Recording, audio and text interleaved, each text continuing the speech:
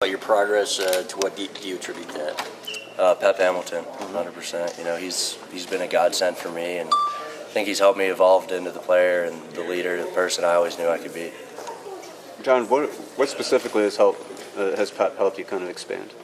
You know, I think he's helped me get my confidence back. You know, I feel like I'm playing maybe the highest level I ever have right now. And, you know, that's what it's going to take to lead this team to the things that we want to do this year. What's he done to get your confidence back? Really just helped me. You know, the biggest thing I would say is, you know, we have a lot more responsibility with protections as quarterbacks this year.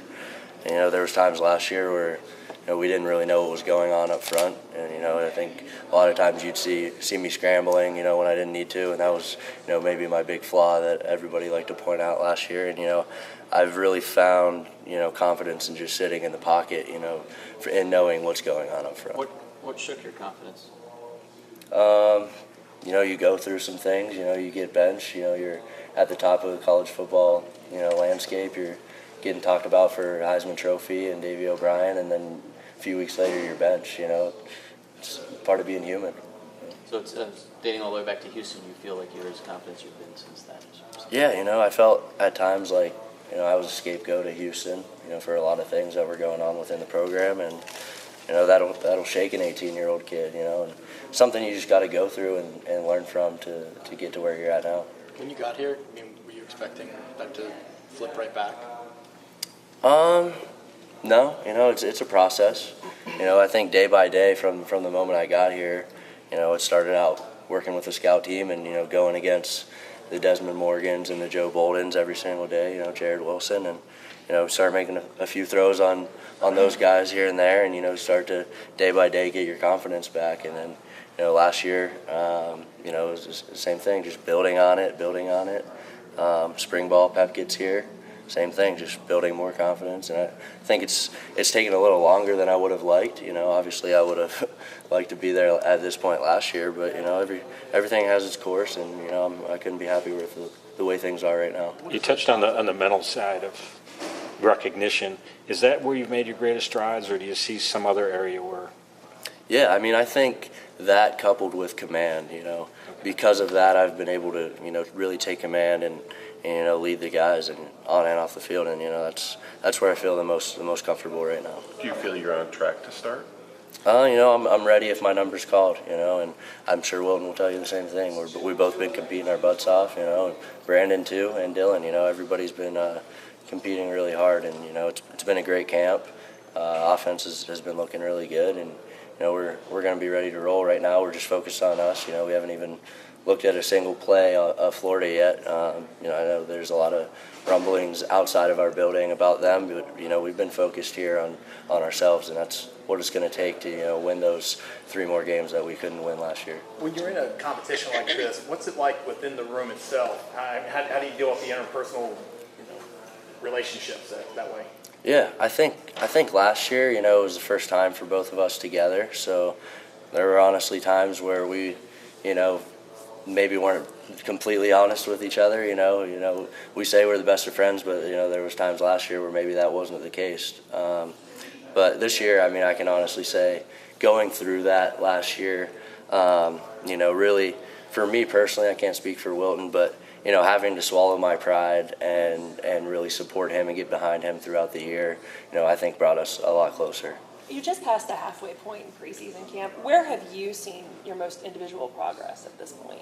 You know, I think last year we talked about, Coach talked a lot about eliminating the big mistake, and for all the quarterbacks. And right now it's almost as if, like, who's going to make a mistake? You know, it's like we're all playing so well. You know, we've really benefited so much from Pep being here, and he's really taken all of our games to the next level. You know, they say a rising tide lifts all ships, and right now Pep has been that rising tide. And how important is that relationship, to have a good working relationship with Pep?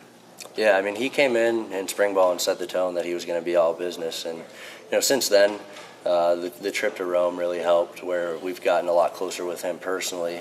But, you know, when we're in the meeting room or we're on the field, he's all business, and, you know, he set the tone from day one with that, and he's really helped us all improve a lot. What does a confident John O'Korn look like as opposed to a non-confident one? I think you have to wait and see. What did the Indiana start mean to you? Albeit played in snow and you had the big run in it, but how did that help you going forward?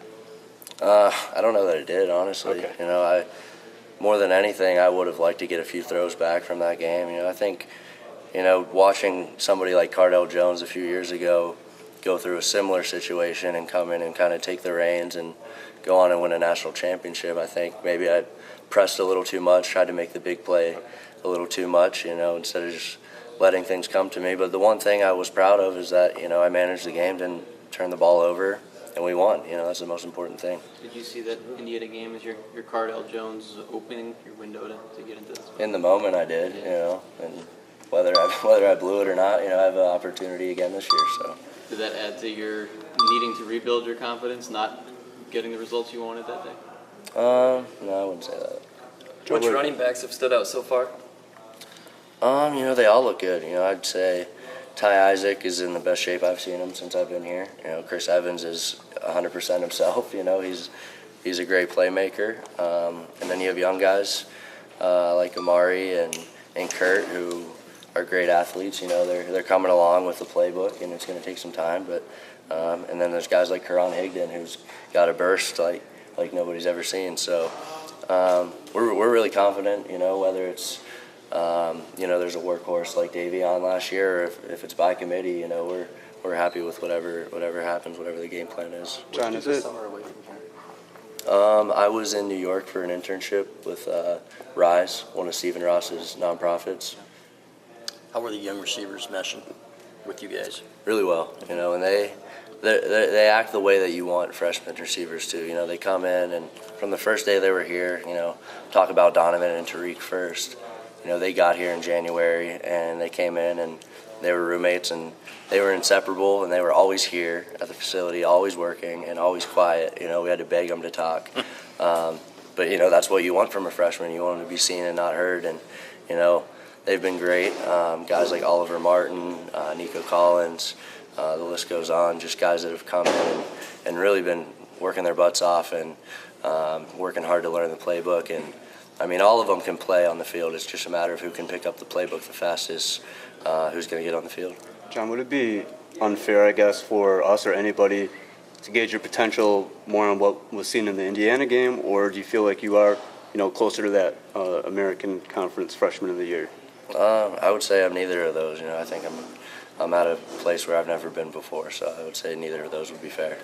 When you lost the job last year, did you ever consider going somewhere else next year? Not in my mind at all. No. Why not? You know, a Michigan degree. I think everybody in here knows what that means, and you know, I would have to. You know, I'm still in undergraduate school, so I would have to go to a 1AA or a D2 school. You know, and you know, I really do love it here. You know, I couldn't be happier whether I'm on the sideline or on the field. You know, I really love it here, and you know, I recognize the potential that we have this season with this team and want to be a part of it. Couldn't miss that opportunity. Has Jim said when he will tell you guys who's starting? No.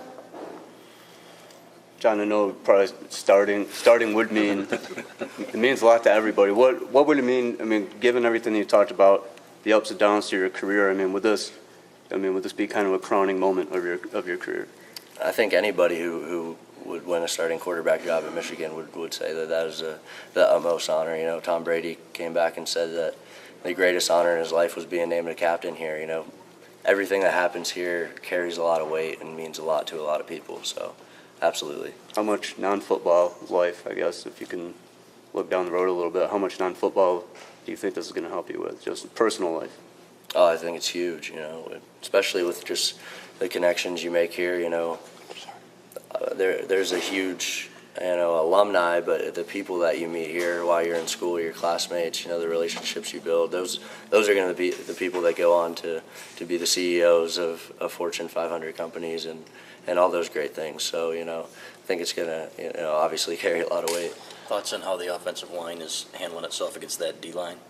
I think they're doing really well. You know, I think they've, you know, benefited from Pep's addition as well. And, you know, Coach Revno's been doing a great job with them for 3 years now, you know, and they've been improving every year. They feel really good, really confident, and they're ready to go. How long did it take for you to notice Pep's impact? I think really until camp, honestly. Spring ball, there was, it was only 15 practices, and I think we're getting close to that now in camp. But it was, the long 4-hour practices, and it was almost more of a grind than camp is. A lot of the guys disagree, but, for some of us, we think spring ball is harder than camp. So, I would say it honestly took me until maybe day 3 or 4 of training camp, once you have a chance to go through spring ball, go back, watch all that film, study it. Where did I mess up? Where did I do well? And build off that on your own all summer. You really see the benefit of adding a guy like that. Do you remember what triggered you to like, oh wow, he's really making a difference? Not specifically, no. Was that when you felt like I've got it back, or was it before that? Yeah, I guess you could say that. There's times in spring, like in the spring game, I obviously didn't play till the end of the game very much. So, that was like, wondering if I'm going to get a chance or not, and, you just fight through that, you bury it, and just go out and play when your number's called. Was it like a weight of the world off your shoulders, and now you feel free, or what? No, I think just like I said earlier, you have some time to reflect on spring ball, and for me, this is my last go around, like regardless of what happens this year. So, you always think that you worked as hard as you possibly could have until there's more work to be done. So, I just reflecting this summer, reflecting after our Rome trip and after my internship in New York, I was able to really build off of all of that stuff that we worked on in the spring. Is the spring game a wake-up call or kind of a motivational thing in that sense then? I felt good about how I played in the spring game. It was just, it was what it was. John, from quarterback standpoint, Mason center last year, then likely going against Patrick this year. How much of a difference is it? How much adjustment, transition? There's no transition at all. That's what you want as a coach. You want, if a guy goes down or if somebody has to be moved to another position, you want it to continue like there was no changes. And that's exactly what's happened. John, how's your relationship with Larry enriched you? Oh wow, I love that kid. And there's been times, specifically, he was going through a lot of stuff this summer, and he had a really tough time, battling with a lot of things. And I would be in the middle of a workout, and it's a tough workout. The coaches are kicking your ass, but the thought of a strong kid like that, the strongest person I know, really crosses your mind, and you're like, oh, I can't even complain, and you have to, bite your tongue, and just getting to know him and seeing his joy every time he's in this building, or I go see him at his house or at Mott, just brightens my day. It's really appreciate all that Team Impact and Michigan have done to forge that relationship. John, you've talked about lifelong along those same lines with Larry. Did you expect to have that kind of relationship? Obviously, you'll meet coaches and other people here at the university, but was this something that I guess you probably didn't see it coming, right? I would say no, not here specifically. I worked with Team Impact at Houston as well, and there was a kid who was 15 at the time named Jacoby Rogers, and I had a similar relationship with him. He was dealing with a lot of kidney issues and stuff like that. So, I was familiar with Team Impact, didn't really expect to work with them again until I found out that Dan Kraft, whose daughter is in school here at Michigan, is actually the founder of it. So, it seemed like a no-brainer to work with them again since I had already, worked with them in Houston. What did you do at Rise? I know it has a really positive message. Did you take anything from that? Yeah, so I'm sure a lot of you are aware that I did the Martin Luther King Day event that the athletic department put on. The work I was doing in New York, I can't really talk about specifically, just because it's a project for back here that we're working on, and I'm sure you'll be hearing about it soon. That's really all I can say.